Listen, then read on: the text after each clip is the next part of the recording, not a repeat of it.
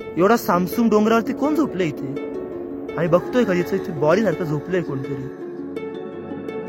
तर नमस्कार मित्रांनो, आम्ही आज चाललो होतो पांडवलेणीला जरा ट्रॅकिंग वगैरे करायला. तर इथे येऊन तर गेलो, पण इथे खूप गर्दी होती तिकीट काढण्यासाठी. तिकीट काढता आणि मगच वरती सोडतात ते. मग आम्ही पण आमचे 3 तिकीट आणले आणि मग ते स्कॅन करतील आणि मग जाऊ वरती. आणि मित्रांनो मजाक नाहीये, खूप असं वाटतं सोपं आहे चालायला, पण खूप अवघड आहे. माझी तर अर्ध्यामध्येच हवा टाईट झाली होती, पण आता थोडंच उरलंय.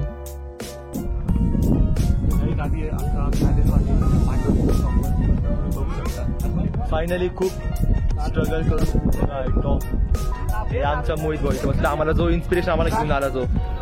आणि मग थोड्या वरती टाइमपास केला आणि लस उतरायला सुरुवात केली, कारण अंधार पडणार होता. एवढा सामसूम डोंगरावरती कोण झोपलंय इथे?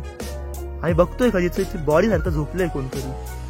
डोंगर बघायचे जेवढं टॉपला येऊन कोणतरी झोपलंय. अरे उठलं, अरे उठलंय, कोण आहे इकडे बघ. अरे आमचा मोहित आहे आता. अरे यार काय नाही, मला वाटलं बॉडी कोणाची. तर हे बघा इथे ना मंजुमल बॉईजचं जे होतं काय शौर्य आहे, डेव्हिल्स किचन आहे. डेव्हिल्स किचन आहे सेम, पण बुजवलं त्यांनी, पण मध्ये आम्हाला दिसतंय बघा.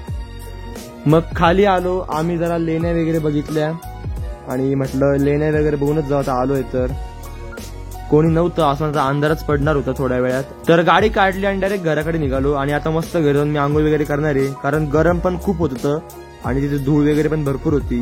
घरी आलो, आंघोळ वगैरे झाली. आमचे रोजच्या असे ब्लॉग बघण्यासाठी चॅनलला फॉलो करा. बाय.